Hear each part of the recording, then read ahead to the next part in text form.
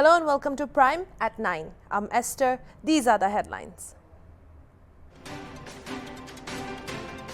A man has been sentenced to 15 years rigorous imprisonment for rape of a 12-year-old girl in 2017 in Dimapur.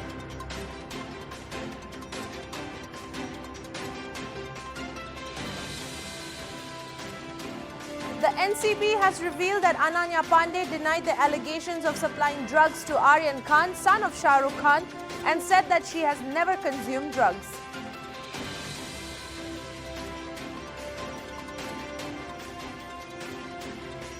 The All India Trinamool Congress on Friday said that party leader Sushmita Dev and several workers were attacked by members of the Bharatiya Janata Party in Tripura.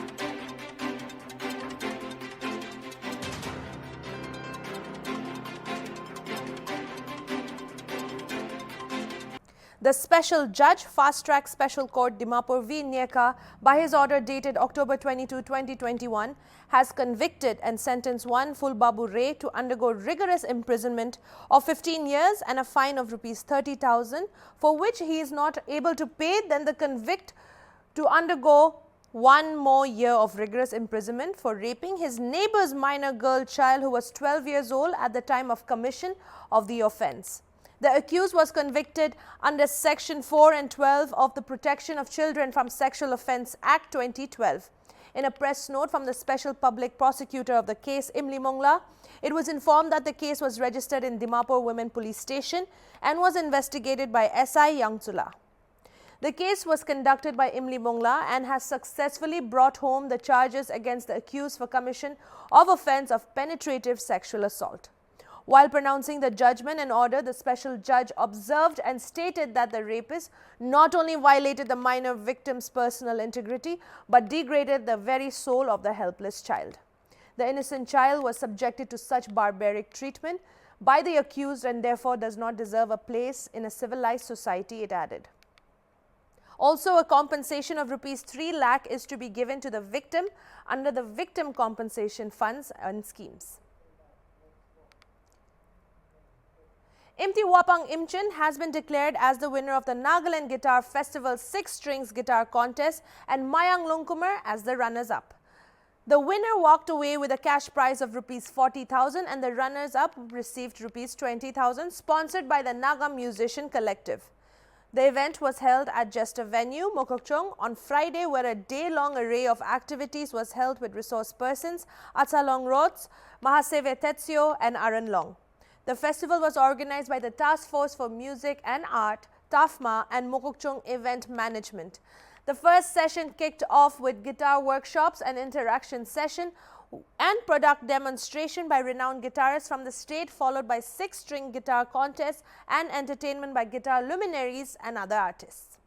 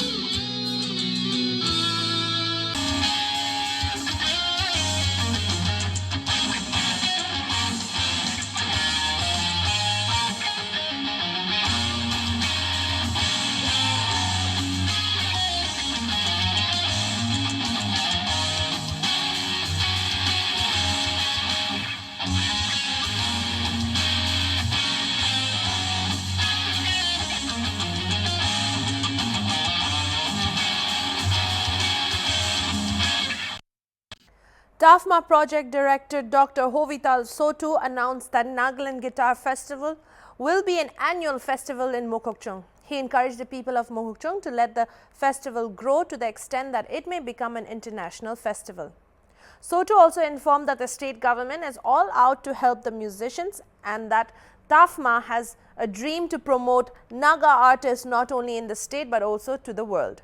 Stating that the music industries in Nagaland is very small, Sotu maintained that the state should encourage musicians and artists to go out of the state so that Naga musicians can make their living through their talent. Give more hours to your passion and practice so that we can shine and move to the top as professionals, he added. The government is all out to support us musicians. And therefore, I'd like to, thank our Honorable Chief Minister of Nagaland, Srini Rio, for knowing the heart and minds of young people and for being always ready to help us, help the musicians to grow. So, though he is not here, a very big thanks to our Honorable Chief Minister for giving the opportunity to musicians to show their talents and to help all the musicians to grow. TAFMA is always there to help you, to be partners with you, and to see to it that our musicians grow not only in Nagaland, but also to the world.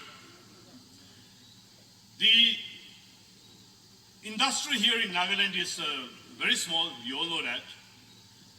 Therefore, we should produce musicians and artists to move to the world, to move to the country, so that Naga musicians are everywhere, enthralling the crowds and making our living out of the talent that we have. As we move together from here, I'd like to encourage you to give more time for practices. Give more time for practices so that we can shine and move to the top.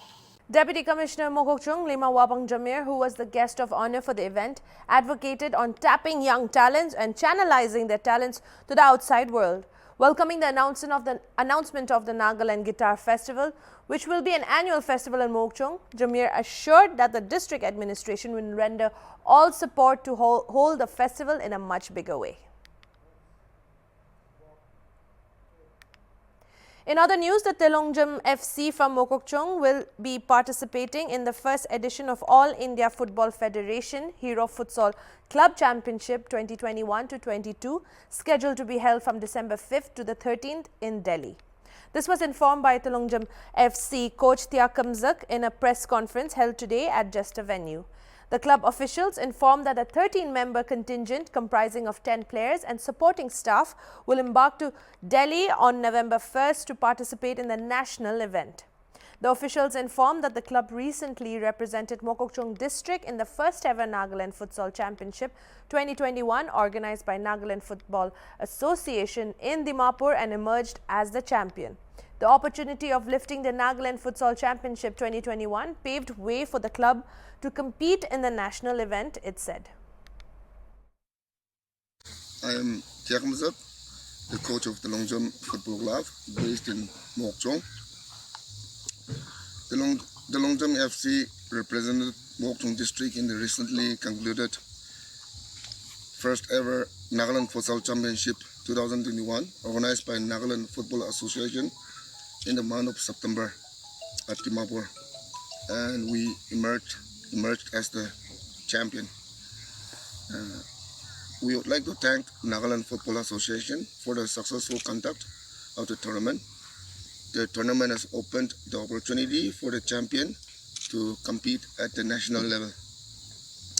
We, the Telongjam Football Club, being the champion, has now received an invitation from All India Football Federation, AIFF, to represent Nagaland State in the first edition of AIFF Hero Futsal Club Championship 2021-22, which is organized by AIFF itself. Telongjam Football is one of the club out of 16 clubs throughout the country to have been invited by AIFF to participate in this tournament. And all the other remaining 15 clubs are also champions in their respective states. A contingent of 13 people comprising of a team manager, a coach, supporting staff, and 10 players will set out for New Delhi on 1st of November. The venue was first scheduled at Shillong, but out of infrastructural shortcomings, the venue was shifted to Delhi. We would also like to thank Nagaland Football Association and MDFA for constant help rendered to us. Nagaland Football Association, we would like to give them special thanks for helping us getting our players registered in the AIFF CRS system. The long jump club being a local club, it is such a big honor for us to participate in a national event like this.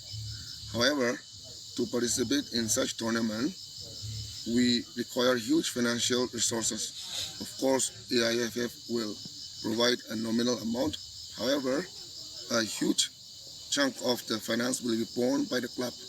Therefore, we appeal the state government to support us with financial assistance. The Telongjam FC is one of the clubs out of 16 clubs from throughout the country to be invited by AIFF to compete for the coveted tournament. The club also mentioned that the AIFF will be providing a nominal amount. However, a huge chunk of the finance will be borne by the club alone. Therefore, the Telongjam FC appealed to the state government to extend financial assistance, which will send a good sign of encouragement to the athletes and sporting clubs in Nagaland. In other news, the All India Trinamool Congress on Friday said that the party leader Sushmita Dev and several workers were attacked by members of the Bharatiya Janata Party in Tripura, where Dev launched the party's campaign for the upcoming civic body polls. In the video shared by AITC Tripura, 2 to 3 unidentified men could be seen thrashing a man near the party's vehicle. People of Tripura will be giving a befitting response to the barbaric attack. Police must immediately stop acting as mere spectators. This collapse of law and order is unacceptable. Further, the TMC also alleged that Tripura's Chief Minister Biplab Kumar Deb was behind the attack on his party members. Once again, BJP Biplab proves that he cannot bear the presence of AITC official in Tripura. His goons have brutally attacked us on the very first day of our campaign, the party said in a subsequent tweet. Why is Amit Shah silent? What about the safety and security of people in Tripura? Where is democracy? It asked. The tensions between the two parties continued in the state as several TMC members were arrested in the past months in Tripura for alleged violations of COVID-19 norms, and TMC leaders had slammed the arrest earlier. A program today where it was a outreach program. We came to Amtoli Bazaar, we interacted with the shopkeepers, just namaste, please give us our blessings. We have come from Trinamool Congress, and we had small microphones in our cars, as you can see, and we made an appeal to the people to stand by All India Trinamool Congress. As we finished and got into the car, some goons came with those plastic dividers that you find on the road and sticks. They broken our cars, they put salt in our petrol tank, and they have beaten our workers. They snatched my bag, threw my phone on the floor. I had to snatch it back from them. I have got hurt here trying to protect these people. And it is crystal clear that Bharatiya Janata Party is a Bharatiya Gunda Party. Biplab Deb is clearly giving them protection because they did not even bother to cover their face.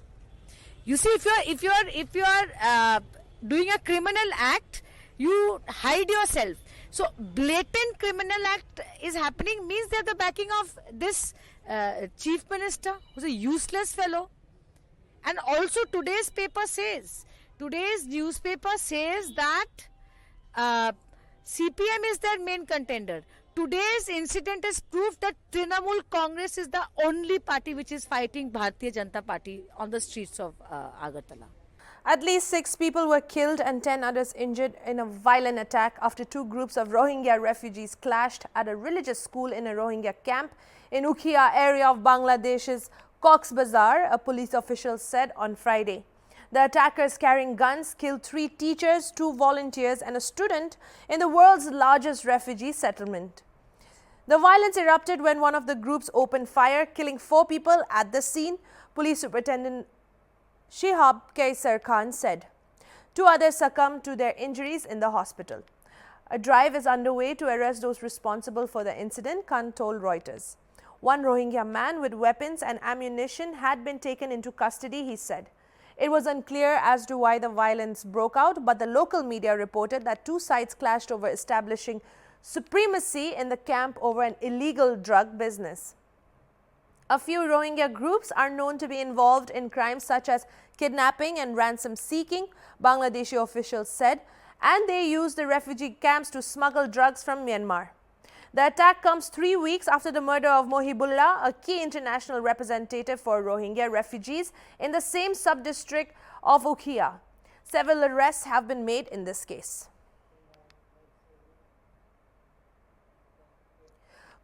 Congress leaders from Gujarat on Friday met senior party leader Rahul Gandhi in Delhi ahead of the selection of PCC chief and leader of opposition in the Legislative Assembly. AICC General Secretary Organization KC Venugopal and AICC in charge for Gujarat Raghu Sharma were also present during the meeting. The post of Gujarat Congress chief is lying vacant since March this year when Amit Chadda resigned from the post after the party's debacle in the Panchayat polls. Leader of opposition Paresh Dhanani too had resigned from the post.